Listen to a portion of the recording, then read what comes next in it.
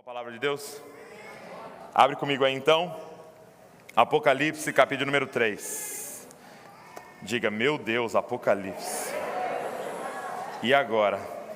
Será que eu vim no culto certo? Apocalipse, capítulo de número 3. Apocalipse, capítulo número 3. Você que está em casa, hoje é o nosso partir do pão. Então, prepara aí o pão, prepara aí o suco da uva para a gente cear juntos, ok? Então hoje é o partir do pão, nós vamos cear juntos, sentar à mesa do Senhor juntos. Após a mensagem, ok? Apocalipse, capítulo número 3, verso de número 14. Quem achou, diga, eu amo a Bíblia. Eu amo a Bíblia. Quem não achou, diga, eu também. Você ouve todo domingo isso, por que você ri, gente? Vamos lá. Você ouve a distância, né? Estou falando. Vamos lá.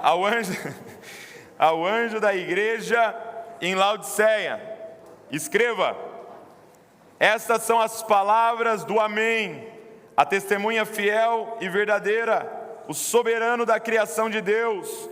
Conheço as suas obras e sei que você não é frio nem quente. Melhor seria que você fosse frio ou quente, assim, porque você é morno, não é frio nem quente, estou a ponto de vomitá-lo da minha boca. Você diz, estou rico, adquiri riquezas e não preciso de nada. Não conhece, porém, que é miserável, digno de compaixão, pobre, cego e que está nu. Dou-lhe esse conselho: compre de mim ouro refinado no fogo, e você se tornará rico. Compre roupas brancas e vista-se para cobrir as suas vergonhas, nudez, sua vergonhosa nudez, e compre colírio para ungir os seus olhos e poder enxergar. Repreendo e disciplino aquele que eu amo. Por isso, seja diligente e arrependa-se. Eis que estou à porta e bato. Se alguém ouvir a minha voz e abrir a porta, entrarei e cearei com ele e ele comigo. Ao vencedor, darei o direito de sentar-se comigo em meu trono, assim como eu também venci, e sentei-me com meu Pai em seu trono. Aquele que tem ouvidos, ouça o que o Espírito diz às igrejas. Feche seus olhos. Pai, estamos aqui diante das Escrituras Sagradas, estamos aqui diante da Tua Palavra, que é a verdade, que é essa espada, Senhor, afiada, que penetra onde nada mais consegue penetrar, que acessa onde a psicologia, os livros, a antropologia, nada consegue chegar, Pai. Então vem, Pai, com Teu Espírito Santo e nos guia em toda a verdade. Transforma-nos através da revelação da Tua Palavra. Nós precisamos de Ti, precisamos ouvir Tua voz. Não tem como, Pai, não tem como, Pai, continuar sem o Senhor. Nós necessitamos, Pai. Nós necessitamos do Senhor, assim como uma terra seca clamando por água, Pai. Aqui nós estamos clamando pela Tua revelação no nome de Jesus, amém. O livro de Apocalipse foi escrito pelo apóstolo João, que estava na ilha de Patmos, e recebe uma revelação. Apocalipse significa revelação, e o próprio Jesus aparece para ele e começa a revelar coisas para ele, pede para ele escrever, e Jesus manda algumas cartas a igrejas, ok? E eu tenho para mim que essa carta para Laodiceia, ela tem muito a ver com a gente hoje aqui, tem muito a ver com o momento que estamos vivendo. Sabe, a Bíblia diz, Paulo diz, que nos últimos dias viriam tempos difíceis. Presta atenção nisso, que nos últimos dias viriam tempos difíceis. Eu pergunto para você, está mais difícil? A medicina melhorou, o homem vivia 50, 60 anos, estamos vivendo 80, 90. Está mais difícil? As pessoas viajavam de cavalo para ir nos lugares, a pé, ou nunca saíam da onde nasceram. A gente pode pegar um avião, a gente consegue se transportar pelo mundo inteiro. Está mais difícil, as pessoas mandavam cartas. Alguém morria, você ficava sabendo depois de um mês que aquela pessoa morreu. E aí você respondia, chegava depois de um mês a resposta para o outro. E agora em um segundo, eu estou conectado com você, mesmo você estando em outra nação. Está mais difícil. Por que nos últimos dias haveria tempos difíceis? E não é por causa da escassez de recursos que estaria difícil, mas pelo excesso de recursos que as coisas vão ficar difíceis. Sabe, nós estamos vivendo isso daqui, gente. Quando Jesus manda essa carta para essa igreja, e há uma forma de interpretar que essas igrejas representam as igrejas na história, e Laodiceia é a última. Então, nesse tipo de interpretação, se a gente olhar, seria uma igreja que se comunicaria com a gente, porque tem alguma igreja mais parecida com a gente do que essa, que diz: estou rico, abastado, tenho tudo. E Jesus manda essa carta para essa igreja e ele diz o seguinte: olha que interessante, você não é frio e você não é quente, você é morno. E muitas vezes a gente pensa que o frio tem a ver com aquele crente frio, né? O crente frio, sabe? Crente geladeira, crente que não levanta a mão, crente que não faz nada, não dá aleluia, não dá glória a Deus. Tem algum crente quente aqui?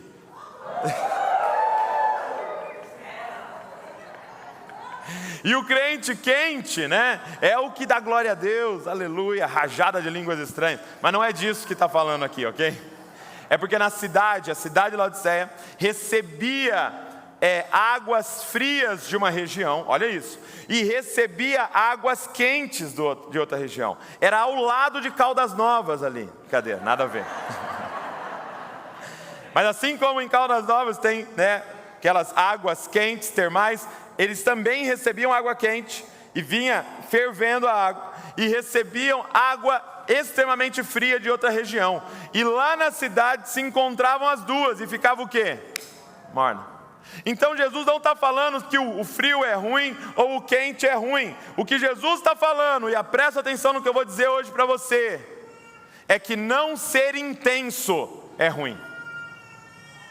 Ele está dizendo: eu preferia que você fosse frio, eu preferia que você fosse quente, mas você é morno. O que ele está dizendo? Eu não suporto quem não é intenso, inteiro, completo, de todo o coração naquilo que está fazendo para mim. Se eu te chamei para ser o frio que mata a sede das pessoas, seja completamente frio. Se eu te chamei para ser quente e aquece a vida das pessoas, seja completamente quente, mas não fica no meio do caminho, cara. E é essa carta que talvez mais fale com a gente hoje aqui. Estava falando com a liderança e eu disse: gente, nós temos que fazer alguma coisa, porque nesse período, ainda pandemia, pós-pandemia, a sensação que eu tenho, e eu não sei se você vai concordar comigo, que é como se tivesse um manto de preguiça sobre nós. É como se tivesse uma névoa de preguiça sobre nós. Eu fui numa conferência de pastores em Sinop, no Mato Grosso, e chegando lá, sabe qual era a reclamação dos pastores? Do que eles estavam conversando entre si? Eles falavam assim: gente, a galera parou de ir também na igreja durante a semana lá na cidade de vocês? Alguma atividade que acontece durante a semana, o pessoal também não está indo lá na cidade de vocês? E eram todos falando: sim. A galera não está mais indo na igreja durante a semana. Muitos não voltaram para o domingo, mesmo tendo sido liberado. Por quê? Porque há uma morosidade, há uma névoa de preguiça, há uma mornidão querendo tomar o nosso coração, cara. Uma igreja que não tinha intensidade. Eu quero te mostrar um texto que mexe muito comigo. Abre aí 2 Crônicas. Segundo livro de Crônicas.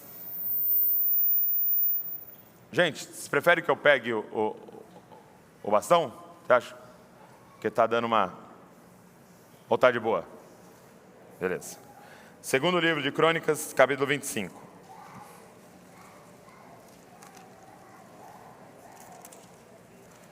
Segundo Crônicas 25. Vai falar sobre o reinado de Amazias, ok? Rei de Judá. Olha só o que diz esse texto. Segundo o livro de Crônicas 25.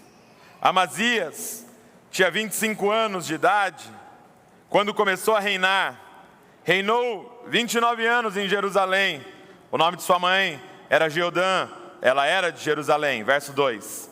Ele fez o que o Senhor aprovava, mas não de todo o coração. De novo. Ele fez o que o Senhor aprovava, mas não de todo o coração. Será que isso aqui descreve a gente? Ah, você está em adultério? Não. Ah, você rouba lá na sua empresa? Não, pelo amor de Deus, sou crente. Eu faço o que o Senhor aprova, mas a pergunta de Jesus nessa manhã aqui é: você faz de todo o coração? Há intensidade naquilo que você está fazendo. Há intensidade na sua entrega. Jeremias 29, 13 diz assim: vocês me procurarão e me acharão quando me procurarem de todo o coração. Quando cada fibra do seu ser desejar Ele. Quando tudo que há em você desejar Ele. Ele está dizendo: vocês vão me procurar e vocês vão me achar quando vocês me procurarem de todo o coração.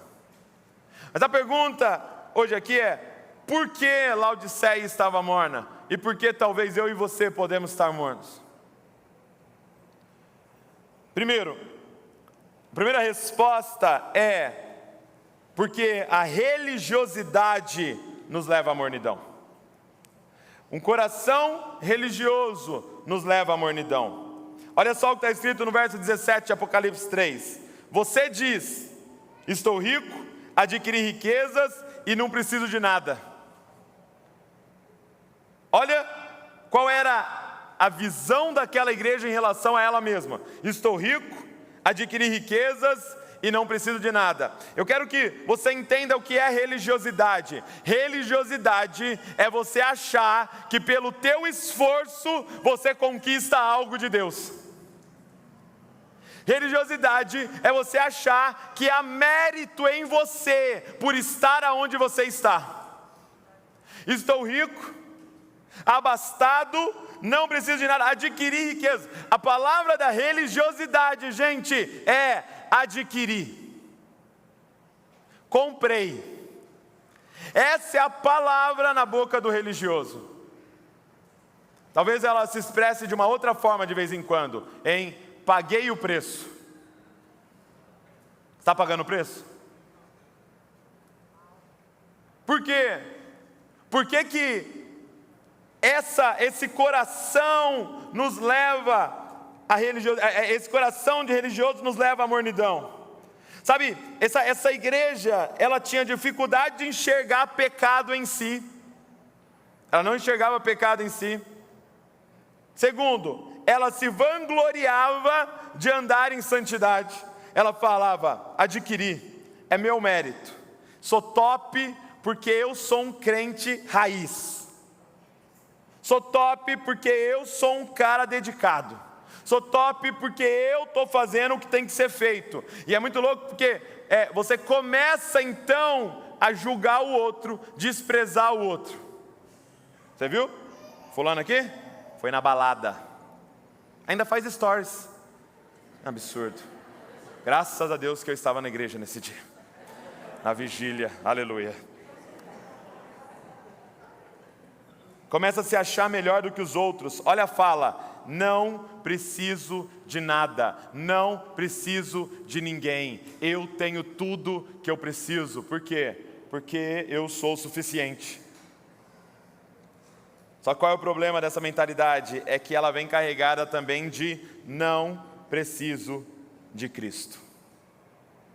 Cara, nós temos uma igreja em que Jesus está à porta e bate. E aí eu te faço uma pergunta: se ele está à porta e bate, ele está onde? Gente, nós temos uma igreja com Cristo do lado de fora. O que eles estão adorando lá dentro? Eles mesmos. Eles estão se adorando. Eles estão se cultuando. Porque como que acontece um culto que Jesus está do lado de fora? Como que acontece uma reunião da igreja que Jesus está do lado de fora? E cara, quando a gente começa a olhar para a nossa forma de cultuar e abordar Deus, muitas vezes é com Cristo do lado de fora. Eu pergunto: por que você está aqui? Cara, porque eu estou precisando de uma cura. Por que você está aqui? Cara, porque eu estou precisando de uma transformação. Por que você está aqui? Cara, porque eu estou precisando que Deus resolva isso na minha vida. Então você não está aqui por causa dele. Então você não veio cultuar ele, você veio se cultuar. Você veio aqui pagar alguma coisa para ver se ele faz alguma coisa para resolver o problema do seu Deus, você. Porque no fim a religiosidade é isso, é eu adorando a mim mesmo. Deus só é um meio de alcançar aquilo que eu quero. Cara, talvez nós estamos no trono e Jesus está do lado de fora da nossa vida. E Jesus é esse grande amuleto que a gente usa para conseguir as nossas coisas. Só que isso nos leva, ou isso é evidenciado por uma mornidão.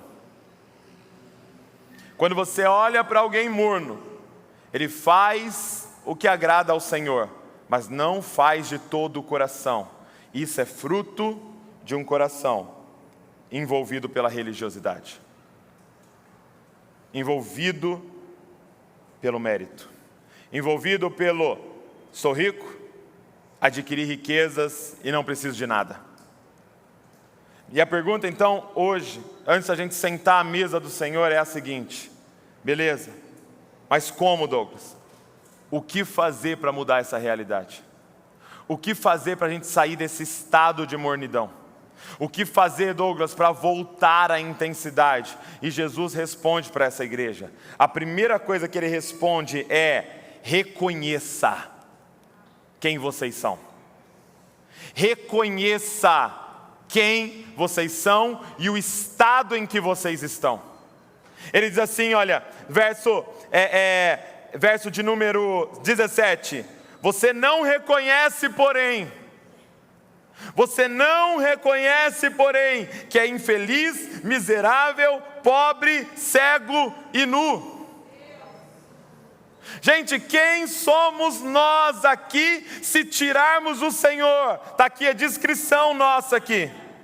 Miserável, infeliz, pobre, cego e nu. Gente, você está de pé, você acordou. Você pode estar aqui hoje, você pode estar conectado com a gente hoje e nem crer em Deus, mas eu tenho uma informação para te dar. Você acordou porque as misericórdias do Senhor se renovaram sobre você.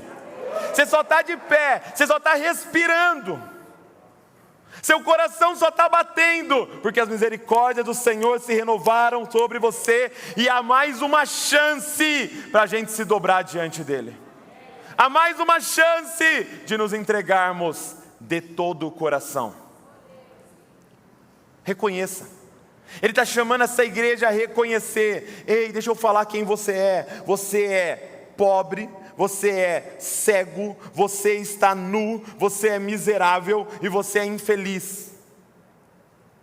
Esse é quem você é. Sabe quando a gente olha em Mateus, nas bem-aventuranças, Mateus capítulo número 5, qual é a primeira bem-aventurança? Quase que inaugurando, quase que dizendo, de tudo que eu vou falar para vocês, o Sermão da Montanha começa com isso daqui: bem-aventurado os pobres de espírito. Você sabe qual é a palavra para pobres de espírito? Pitocos, no original, no grego. Pitocos é a figura de um mendigo no chão, clamando por misericórdia. Aí Jesus coloca assim: felizes são os pitocos. Felizes são os miseráveis. Mas não é porque os miseráveis são felizes, porque felizes são aqueles que conseguiram reconhecer a sua miséria. E ele termina, porque deles é o reino de Deus. Tudo começa com a gente reconhecendo a nossa condição. Nós não compramos nada, nós não adquirimos nada, com o nosso esforço não dá para fazer nada, porque qual é a nossa descrição nas Escrituras? Nós estamos mortos em nossos pecados e em delitos. Morto faz o quê, gente? Morto paga que preço? Vai lá no velório, leva um boleto, deixa em cima do morto. Volta depois de um mês, você vai ver o que vai estar lá. Morto não compra nada, não paga nada, não consegue nada. Nós estamos mortos em nossos pecados e em delitos. Nós estamos nus, cegos, miseráveis, infelizes. Essa é a nossa condição. Em Mateus 18, 23, Jesus conta uma parábola de um homem que chega diante do rei com uma dívida. Sabe qual era a dívida dele, gente? 10.000 talentos. Aí você fala, tá, e daí? O que é 10.000 talentos? Sabe o que é 10.000 talentos? Presta atenção. 60 milhões de dias de trabalho. O cara devia para o rei 60 milhões de dias de trabalho. Seria mais ou menos hoje uns 3 bilhões de reais. Você fala, como que ele conseguiu essa dívida? Certeza que era um cartão do Santander, certeza.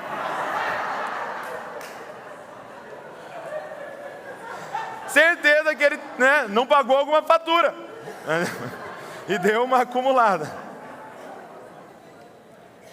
3 bilhões. O que Jesus estava falando? Entenda uma coisa: quando você chegar diante do rei, a sua dívida é impagável.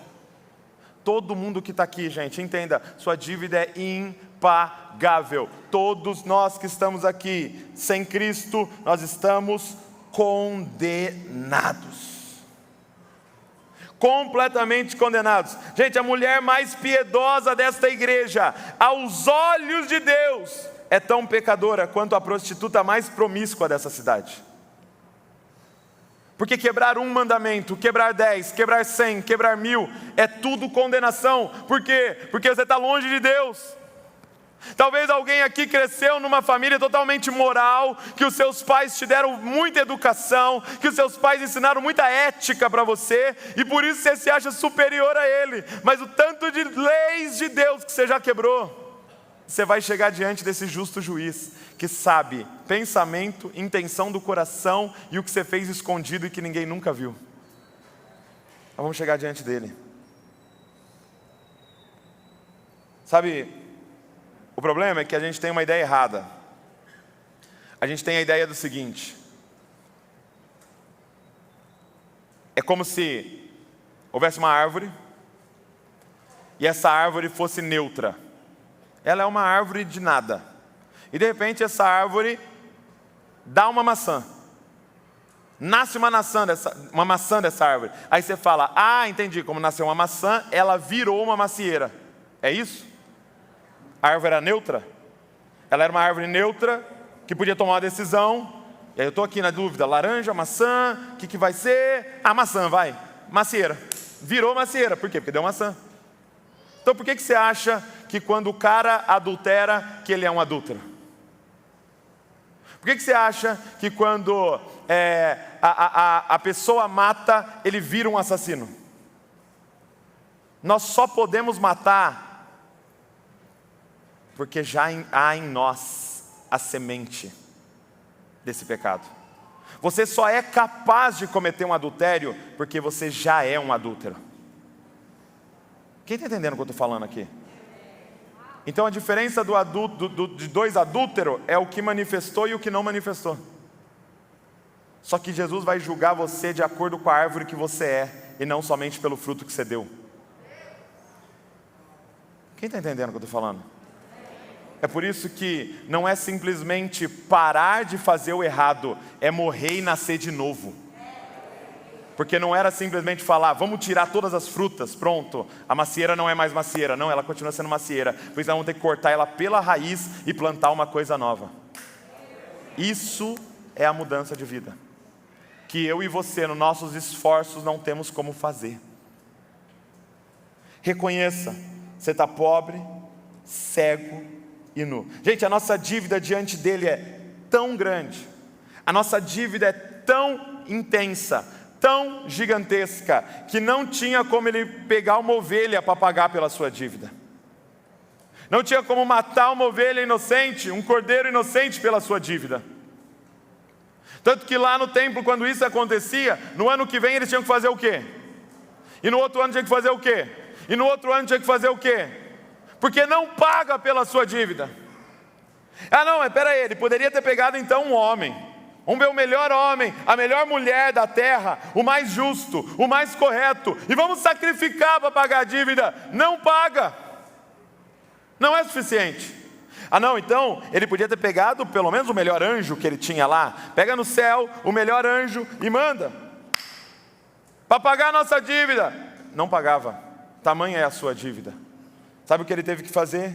Ele teve que pegar o único filho dele para pagar o que você deve. Ele teve que pegar o que ele tinha de mais precioso em todo o universo, nos céus e na terra. Ele teve que pegar o que mais tinha valor e falar: é só isso aqui que é capaz de pagar pelo que você deve, que é capaz de substituir pelo que você fez, que é capaz de vencer a condenação que está sobre você. Então, gente, a primeira coisa que a gente tem que fazer aqui, quando a gente percebe a mornidão vindo sobre nós, é voltar para o pó e entender quem nós somos diante de Deus. Miseráveis, infelizes, pobre, cego, nu. Essa é a nossa condição diante de Deus. Agora, o que é que me intriga nesse texto? O que me intriga nesse texto é ele dizer assim no final dessa descrição. Depois de dizer assim: vocês são os miseráveis. Depois de olhar no olho e falar assim: você é um cego. Depois de olhar para você e falar assim: você é uma merecedora do inferno. Depois de dizer assim: você está na condição mais desprezível, você é completamente sujo. Aí ele fala assim: mas eis que estou à porta e bato.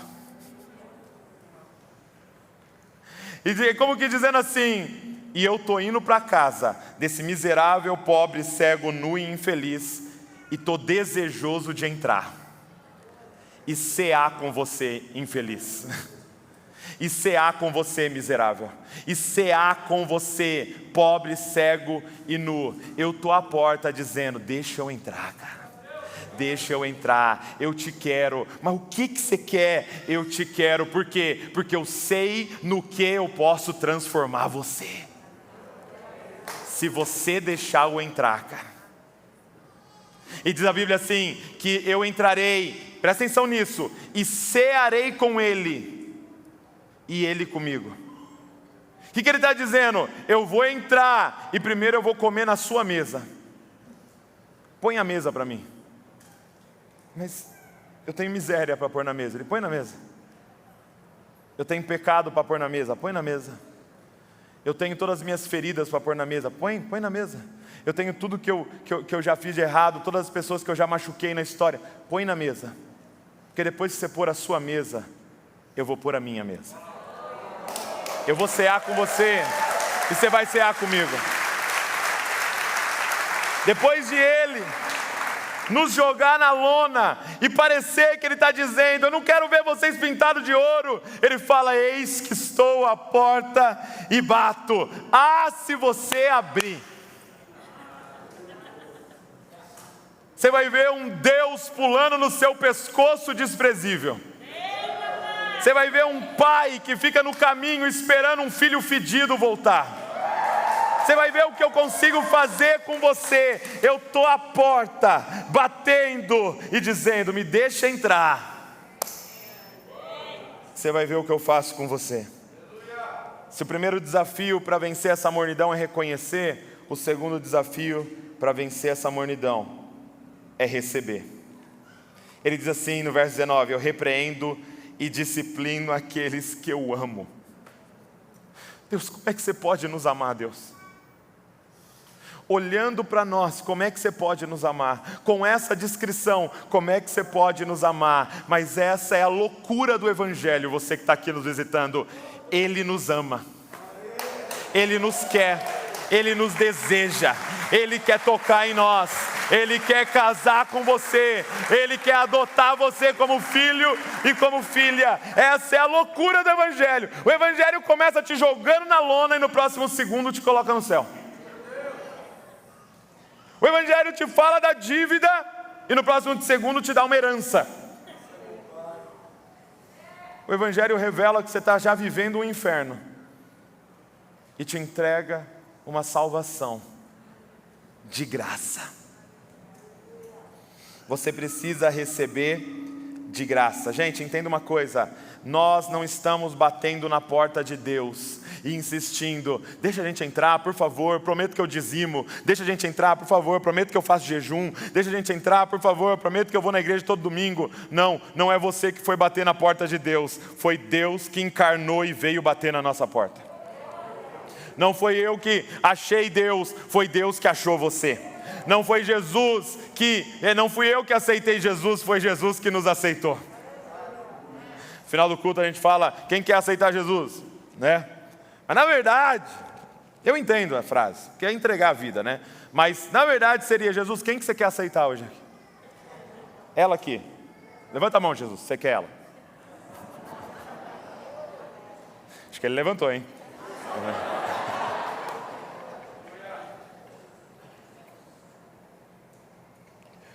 Gente, só tem uma forma de queimar.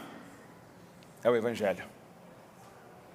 O Evangelho não é a porta de entrada para Deus. O Evangelho é a porta de entrada, o caminho e o alvo final. O Evangelho não é assunto para novo convertido. Evangelho é para absolutamente tudo que a gente for fazer na vida com Deus. É o caminho. O Evangelho é para ser lembrado todos os dias. Ele disse, façam isso em memória de mim. Ali nós estamos falando, a gente usa para falar da ceia, mas muitos interpretam, é para toda a refeição.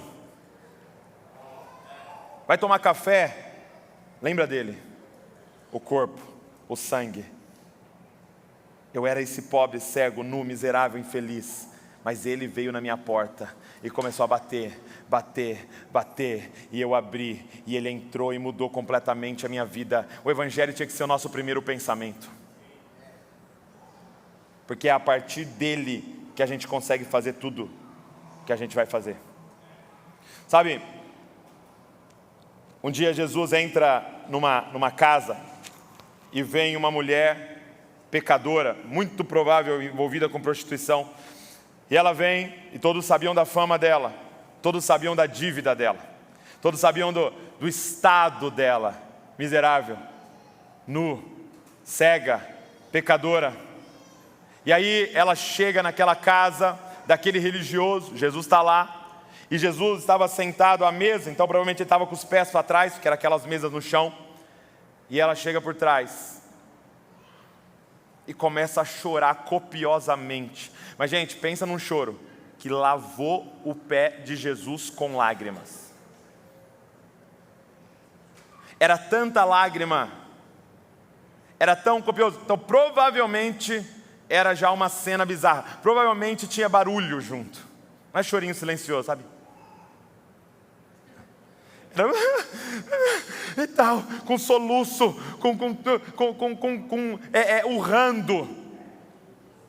Era alguém chorando copiosamente. Sabe por quê? Porque era alguém que reconhecia a sua miséria.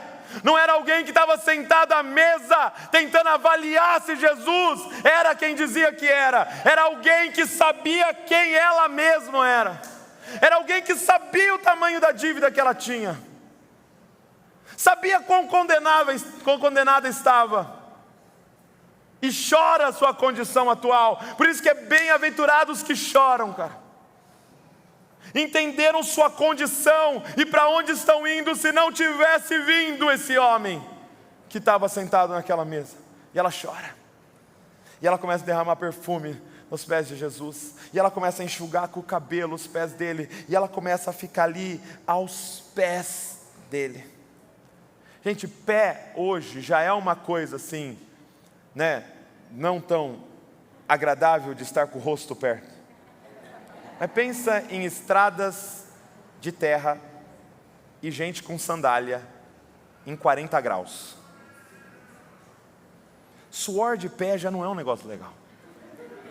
Misturado com barro. Essa mulher está ali, cara,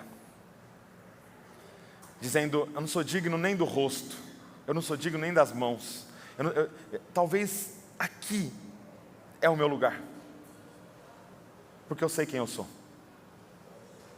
E aí aquele homem começa a pensar assim, aquele religioso à mesa: se fosse profeta, saberia que a mulher que está tocando nele tem uma dívida gigantesca. Se fosse profeta, saberia que é uma pecadora que está relando nele, e já teria repreendido ela e expulsado ela. E aí Jesus conta uma parábola, ele fala assim: olha, um homem tinha dois homens estavam devendo para um credor. Os dois estavam devendo, e um devia 50 e o outro devia 500. E esse credor perdoou os dois. Perdoou a dívida de 50, perdoou a dívida de 500. Quem você acha que ama mais? O credor. E aquele homem disse: quem mais foi perdoado? E Jesus fala: você respondeu correto. Quem mais foi perdoado, mais ama. Portanto, a tua intensidade com Cristo é inteiramente proporcional à sua capacidade de reconhecer o quanto você deve. Se você acha que você deve pouco, é porque Ele te perdoou pouco e você vai entregar pouco. Quando um dia eu vi a história que o Bill Johnson estava num culto, numa conferência, e o Bill Johnson é da Bethel, e eles são extremamente extravagantes, principalmente na hora do louvor, né? Eles são todos extravagantes, tal, no louvor, muito intensos. E ele falou que ele estava nessa conferência. E de novo, ele vem de uma igreja extravagante, ele estava na segunda fileira, e a mulher na frente, assim, ó, tinha uma mulher na fileira da frente adorando a Jesus, e na hora do louvor, e ele estava constrangido pela forma que ela estava adorando. E ela levantava a mão, ela baixava a mão, ela se jogava no chão, ela ficava de pé, ela pulava, ela rodopiava, ela chorava, ela gritava, e ela deitava no chão e levantava. E ele na segunda fileira pensando assim: meu Deus, para que isso? Que exagero, Jesus. Tem gente que não sabe o que faz para aparecer, né? Meu Deus. E ele ali assim, já constrangido e envergonhado pela mulher. E aí ele fala que no meio do louvor chega uma outra missionária, a Heidi Baker, para do lado dele, coloca a mão no ombro dele assim e fala assim: ô Bill, não é lindo ver alguém liberto de 40 anos de prostituição adorando a Deus?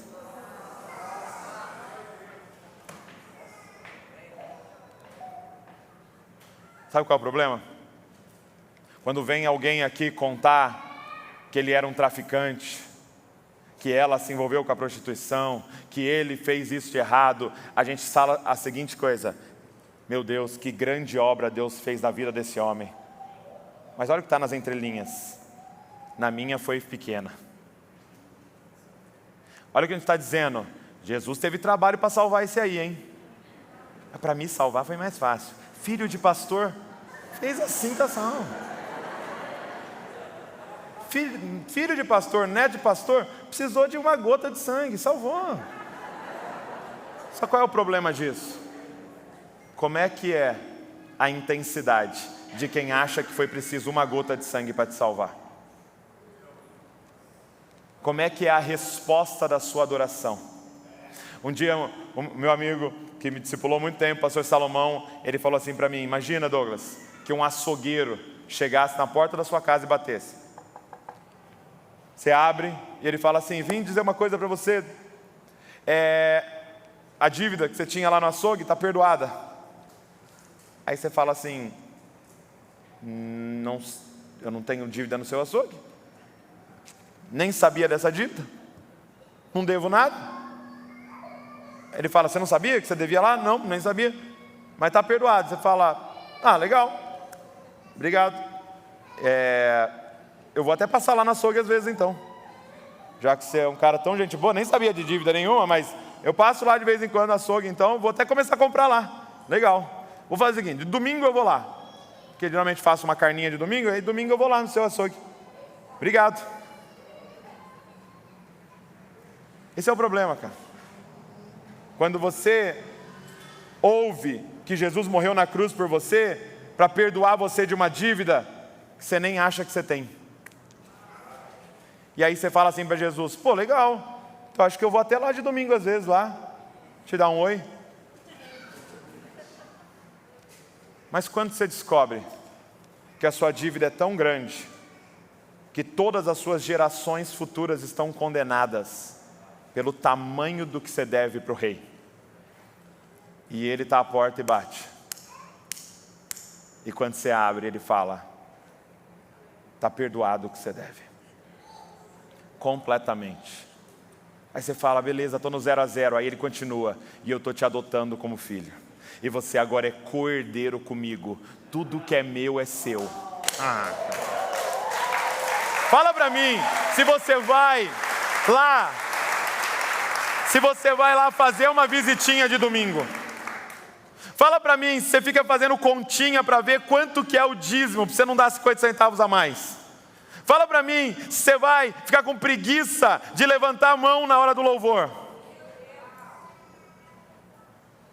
Sabe, pessoas entram aqui, eu vou falar de forma específica aqui no nosso presencial, você me dá licença, família On.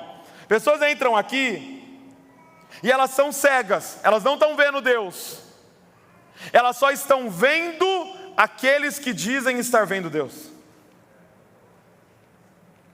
E quando elas olham para nós, que dizemos estar vendo Deus, qual é o tamanho do Deus que ela imagina que nós estamos vendo, quando ela vê a gente adorar? Qual é o tamanho da bondade desse Deus que nós estamos dizendo, que nós estamos vendo, quando ela vê você adorar Ele? Gente, entenda uma coisa, não é questão de personalidade. Eu sou tímido, eu sou extravagante, não é uma questão de personalidade, é uma questão de você entender o preço que foi pago por você. Não tem como. A ponto de Davi, a esposa dele chegar para ele e falar assim, meu amiguinho, você está parecendo ridículo com essa dança sua. E ele dizer, cara, você não entendeu o que eu vi. Você não entendeu o que eu estou vendo. Porque é difícil, eu falei isso até para a galera da família On. Eu falei assim para eles, é difícil explicar a dança para quem não está ouvindo a música. Coloca fone de ouvido e põe uma música bem agitada e fica dançando no meio da praça. As pessoas vão falar, olha lá um louco. Ou como em Atos 2, estão todos bêbados. É que eles não estavam ouvindo a música. Só que a única forma de Bragança Paulista, da sua cidade, da onde você está, desejar a música, é vendo a dança. A única forma de eles olharem e falar, Senhor, abre os meus olhos, porque eu quero ver o que eles estão vendo, é se eles assistirem como é a vida daqueles que estão vendo. Cara, eu não quero ser aquele que fez o que agradava ao Senhor, mas não fez de todo o coração, cara. Eu não quero ser aquele que era o morno. Só que essa é a tentação que está sobre nós. É nos esquecer do Evangelho. É nos esquecer do preço que foi pago por nós. Quero terminar dizendo o seguinte, família On, vocês acham que vocês vieram aqui para ser abençoados, mas vocês vieram aqui para restaurar a intensidade da nossa igreja. Vocês vieram aqui para colocar fogo em nosso coração. Cadê o casal de Alagoas? Está aí? O casal de Alagoas pegou 50 horas de ônibus para estar aqui. Desculpa.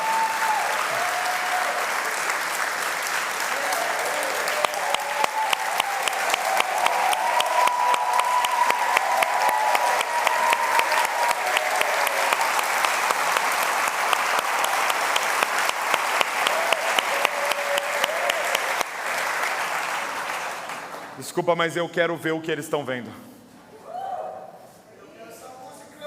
Eu quero essa música que eles estão ouvindo. Temos um casal aqui de Amazonas, 12 horas de barco para chegar até o lugar que poderia pegar um avião, que pagaram uma grana para estar aqui. Cara, qual é?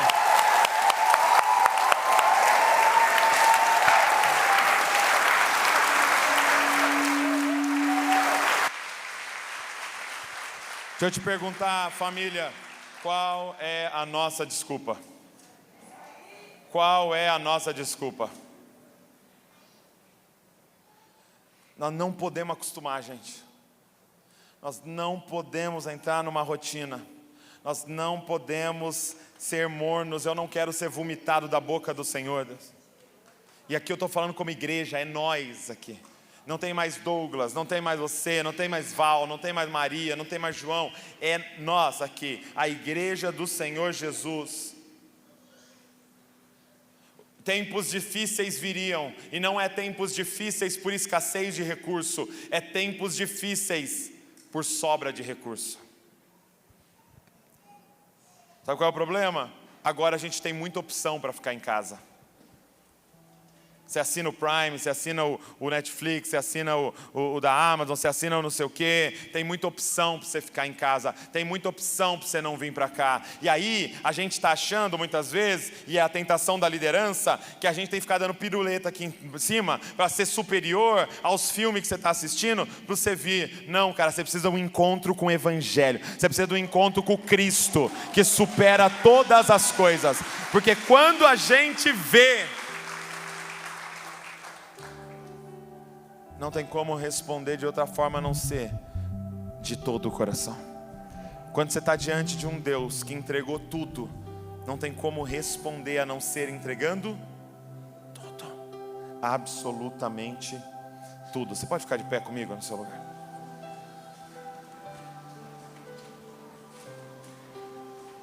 Nós vamos sentar à mesa do Senhor. Feche seus olhos comigo. Feche seus olhos porque nós vamos orar para Deus abrir os nossos olhos. Feche seus olhos porque nós vamos clamar para Deus curar a nossa cegueira. Nós estamos aqui pedindo, manda colírio, Jesus. Manda o teu colírio, veste-nos com vestes brancas, Senhor. Enriquece-nos com as tuas riquezas, Senhor. Ele está dizendo, eis que estou à porta e bato. Ele está dizendo, eu vejo a tua cegueira, eu vejo a tua miséria, eu vejo a tua nudez, eu vejo o teu estado, mas eis que estou à porta e bato. Eu não estou atrás dos perfeitos, eu estou atrás dos quebrados, porque eu sou um salvador. Entende? Ele é atraído pela tua miséria, mas ele está dizendo, chegou a hora de você abrir a porta e deixar eu entrar e cear com você e você comigo. Ele está te convidando a sentar à mesa hoje. Ele está dizendo, eu vou dar o meu corpo e o meu sangue por você, mas eu quero que você dê tudo. Eu quero que você se entregue intensamente. Chega de mornidão. Família, chega de mornidão. Esse manto de preguiça, esse manto não vai cair sobre nós, porque ainda nós somos aqueles que queimam de amor por Jesus. Nós ainda somos aqueles que amam de todo o coração. E nós vamos adorar Ele aqui agora, antes da gente cear. Mas é uma adoração proporcional a esse amor, gente. Eu não sei o que você vai fazer, mas é uma adoração proporcional a esse amor. Vamos.